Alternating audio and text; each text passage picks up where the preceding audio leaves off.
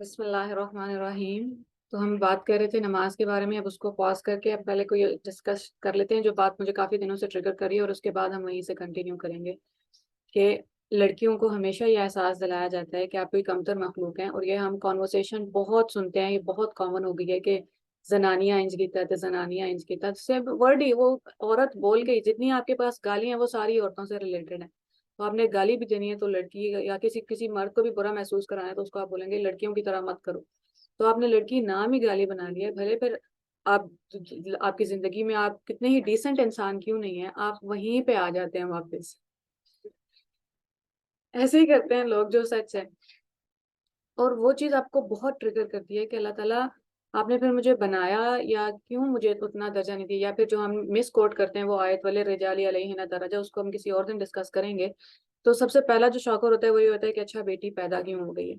اور اس کا اللہ تعالیٰ نے جواب دیا کہ کن لوگوں کو اس سے مسئلہ ہوتا ہے جن کو آخرت پہ یقین ہی نہیں, کہ آپ کا جب بیٹا پیدا ہوا ہے تو آپ کو اس کا صلہ یہیں پہ مل جائے گا, آپ کو پیسے کی بھی ہیلپ مل جائے گی, آپ کو فزیکل سپورٹ بھی مل جائے گی, آپ کو جو لوگ کہتے ہیں نا کہ اچھا میں باہر جا کے لوگوں سے لڑ سکتا تھا, ہاں لڑ لیں گے آپ, دنیا میں آپ کی بہت مدد ہو جائے گی. بیٹی پیدا ہوئی ہے تو اب آپ نے اس کا خیال بھی رکھا ہے, اب آپ نے اس کی شادی بھی کی ہے, اب آپ نے, لیکن آپ کو ریٹرن میں کچھ نہیں آ رہا, پیار محبت کے سوا آپ کے پاس مٹیریلی ریٹرن میں کچھ نہیں آ رہا.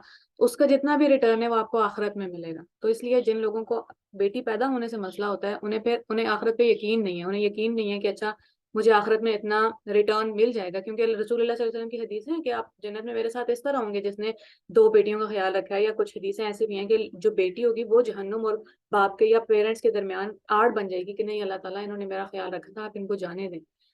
اور پھر اس کے بعد شوکر آتا ہے آپ کے پاس کہ جب آپ کے منتھلی سائیکل سٹارٹ ہوتے ہیں کہ اچھا یہ کیا ہے. جب پہلی بار ہوتا ہے تب تو آپ کو بہت شوق ہو جاتا ہے کہ یہ کیا ہے اور آپ کیوں ہو رہا ہے یہ سب کچھ. اور پھر جب آپ قرآن پاک کا بھی ترجمہ اگر پڑھ رہے ہیں تو آپ اور ہی شکایتیں شروع ہو جاتی ہیں انسان کے دماغ میں کہ آپ کے اللہ تعالیٰ کے اوپر ایمان ہونا ایک بات ہے کہ میں مانتا ہوں اللہ تعالیٰ ہیں, اللہ تعالیٰ کے بارے میں کیا مانتے ہیں وہ الگ بات ہے. کہ مانتے ہیں کہ اللہ تعالیٰ فیئر ہیں یا ان فیئر ہیں. جب آپ دیکھتے ہیں نا انفیئرنیس زندگی کے ہر موقع پہ, کہ آپ کو پوری طرح ٹارچر کیا جا رہا ہے, you are not allowed to meet who you want, آپ کھانا وہ نہیں کھا سکتے جو آپ کھانا, کیونکہ آپ کی ساس اور سسر کا دل نہیں ہے اور وہ آپ کو ہر ٹائم باتیں سنائیں گے. آپ نے بات تب کرنی ہے جب ہم کہیں گے, آپ نے سانس تب لینی ہے جب ہم کہیں گے, اور آپ کو لگتا ہے کہ یہ اللہ یہ کیا ہے. وہ اس لیے کیونکہ ہم نے قرآن پاک پڑھا نہیں ہے جہاں پہ اللہ تعالیٰ بہت کلیئرلی بولتے ہیں. رسول اللہ صلی اللہ علیہ وسلم کی وہ حدیث بھی آئی ڈونٹ نو میں نے پہلے ڈسکس کیا ہے کہ نہیں, کہ اللہ کے بندیوں کے بارے میں ان کو مارو مت, اور اللہ کی بندیوں کے بارے میں اللہ کا تقوی اختیار کرو. اللہ کی بندی کیوں کا ہے وہاں پہ, کہ اگر آپ کہتے ہیں کہ فلاں کا غلام ہے یا فلاں کی بیٹی ہے, تو اب لڑنے کے لیے اگر آپ نے اس کے ساتھ کچھ غلط کیا ہے تو اس کے بدلہ لینے کے لیے اس کے ماں باپ آئیں گے, یا اگر وہ کسی کے پاس کام کرتا ہے تو اس کا باس آئے گا. اب جب رسول صلی اللہ علیہ وسلم نے یہ بول دیا کہ اللہ کی بنی ہے اس آیت میں, ویسے تو ہر انسان ہی اللہ کا بندہ ہے, لیکن اس حدیث میں اگر یہ بول دیا کہ اللہ کی بندیوں کے بارے میں اللہ کا تقوی اختیار کرو, کہ اگر تم نے یہاں پہ مس ٹریٹ کیا تو پھر بدلہ لینے کے لیے اللہ تعالیٰ آئیں گے, پھر انتقام لینے کے لیے اللہ تعالیٰ آئیں گے. اور آج کل تو ہم پتہ نہیں کس نہج پہ پہنچ گئے ہیں کہ ہم اس فریز سے کافی ہیں کہ ٹھیک ہے اللہ تعالیٰ سے ہم ڈیل کر لیں گے, بس تم ان لوگوں سے بچے ہی رہو, ان ماں باپ سے دور رہو, ان لوگوں سے کچھ نہ کہو, تو اللہ تعالیٰ کو ہم ڈیل کر لیں گے. خدا نہ خواستہ مٹی کے چھوٹے چھوٹے بونے بت ہمیں زیادہ ڈرا رہے ہیں, اور اللہ کی ذات سے ہمیں ڈر نہیں لگ رہا, کیونکہ اللہ تعالیٰ کو ہم جانتے ہی نہیں ہیں, نہ اللہ تعالیٰ کے انصاف کو جانتے ہیں, نہ اللہ تعالیٰ کی محبت کو جانتے ہیں. تو پھر یہی ہوگا کہ ہمیں چھوٹے چھوٹے مٹی کے خداؤں سے ڈر لگے گا, اور اللہ کی برکت ذات سے اور اس صاحب جلال سے ڈر نہیں لگے گا. تو اس کے بارے میں جب میں نے پہلی بار یہ آیت سنی تھی تو میرا وہ بہت بڑا بوجھ میرے دل سے ہٹ گیا تھا, کہ مجھے بھی کبھی نہیں سمجھ آئی تھی کہ یہ کیا ہے, کہ ہم کیوں ہر مہینے اتنی پین سے گزرتے ہیں.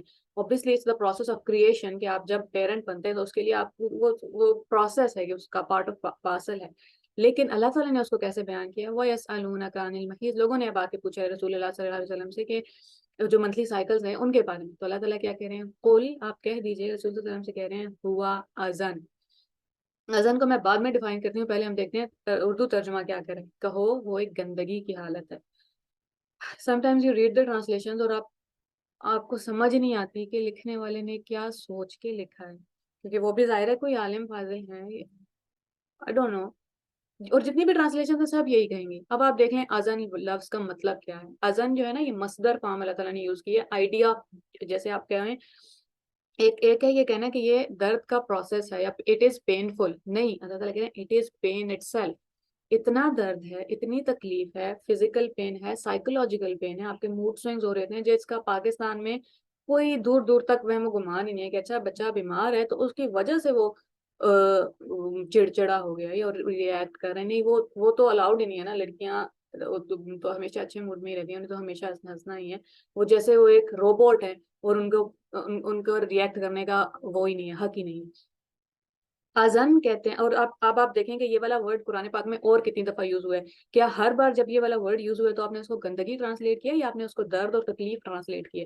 Every single time it is used آپ نے اس کو ٹرانسلیٹ کیا درد اور تکلیف. تو پھر یہاں پہ کیونکہ آئی ڈونٹ نو کیا مسئلہ ہے، خیر ہم وہ چھوڑ دیتے ہیں کہ کسی نے ٹرانسلیٹ کیا کیا، ابھی صرف دیکھتے ہیں عربی کیا کہہ رہی ہے. محید بھی جب ہم ٹرانسلیٹ کرتے ہیں تو بولتے ہیں ناپاکی یا کچھ. حیض جو عربی میں،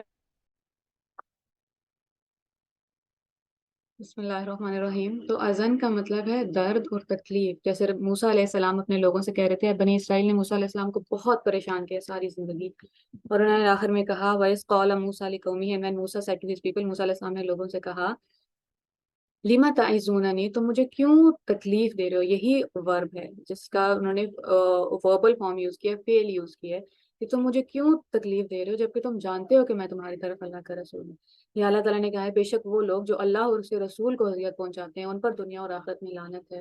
یا اسی کے دوسری آیت میں کنٹینیویشن ہے، اور وہ لوگ جو مومن مردوں اور مومن عورتوں کو تکلیف پہنچاتے ہیں ان پہ الزام لگا کے وہ باتیں بول کے جو ان کے اندر نہیں ہے، انہوں نے بہت بڑا بہتان لگایا اور اپنے لیے بہت بڑا گناہ کما لیا.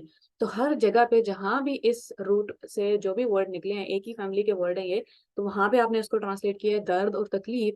اب اگر کوئی انسان صرف ترجمہ پڑھ رہا ہے تو آپ نے اس سے وہ چھین لیا ہے کہ اللہ تعالیٰ کچھ کہہ رہے تھے. اللہ تعالیٰ کہہ رہے تھے مجھے پتا ہے یہ تکلیف ہے، مجھے پتا ہے یہ درد ہے. اللہ یعلم من خلق، کیا وہ نہیں جانتا جس نے پیدا کیا؟ اللہ تعالیٰ کو، اللہ تعالیٰ سے زیادہ کس کو پتا ہوگا کہ کون کتنے پین میں. اور اس دن جب میں نے یہ آیت پر سنی، کیونکہ میں ٹرانسلیشن سن رہی تھی اور the person explained کہ اچھا اس کا مطلب کیا ہے عربی میں. اذن جو ہائپربلی، جو شدید ہے، درد ہے، تکلیف ہے، اور اللہ تعالیٰ کو پتا ہے.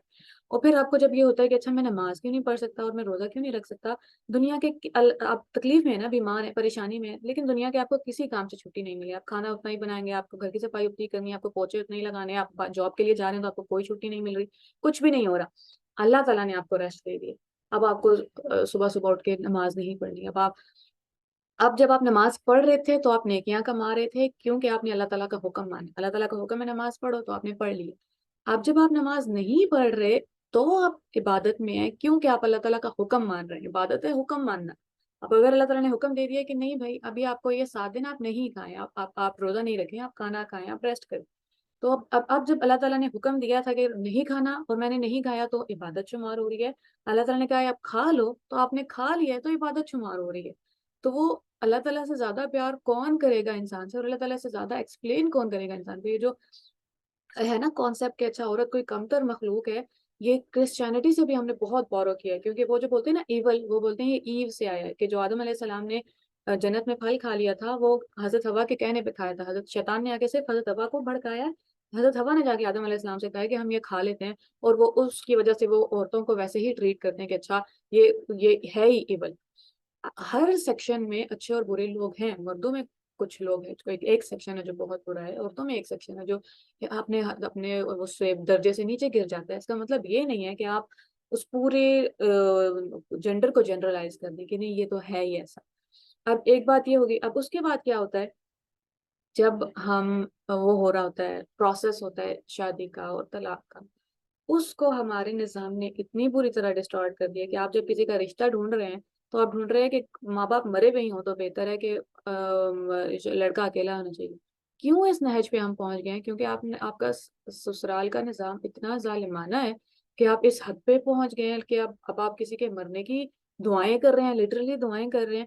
کیوں یہاں تک نظام پہنچا ہے؟ اور پھر اب کیوں پہنچا ہے وہ بہت بڑا مسئلہ ہے کہ اسلام کا شادی کا اور گھر کا کانسیپٹ الگ ہے جو ہمارے یہاں پاکستان میں ہے. کیونکہ ہم ہزاروں سال ہندوؤں کے ساتھ رہ کے آئے ہیں تو سب کچھ مکس ہو گیا، تو ہمیں پتہ ہی نہیں ہے کہ اسلام کیا ہے اور یہ ہماری تہذیب کیا ہے اور ثقافت کیا ہے. اب جو فیملی کا سسٹم ہے کہ اچھا کتنے لوگوں نے ساتھ رہنا ہے اور کیا کس کی کتنی ڈیوٹیز ہیں، کہ آپ نے ایک نئی بہو نہیں لائی، آپ نے ایک نوکرانی لا کے رکھ دی ہے گھر پہ جو آپ ان پیڈ ہے، جس کو آپ کو پے بھی نہیں کرنا. اسلام نے تو ایسا کچھ بھی نہیں کہا تھا.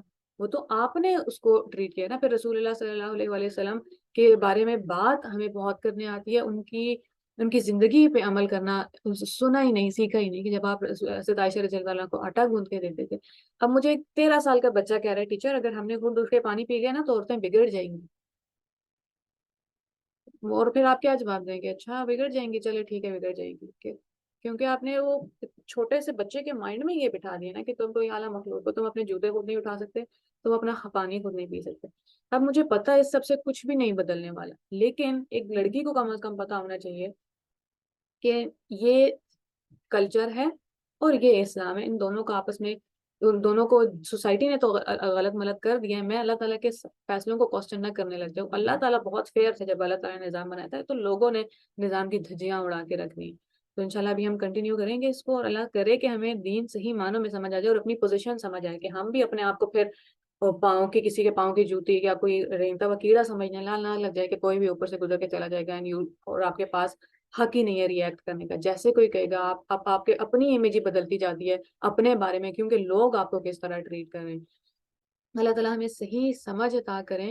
اور اس لیے عربی سیکھنا ضروری ہے, کیونکہ ترجمہ اس طرح آپ کے ساتھ نہیں کر سکتے نا انصاف. اللہ تعالیٰ عربی اللہ تعالیٰ کا کلام ہے, ترجمہ کسی انسان کی بات ہے.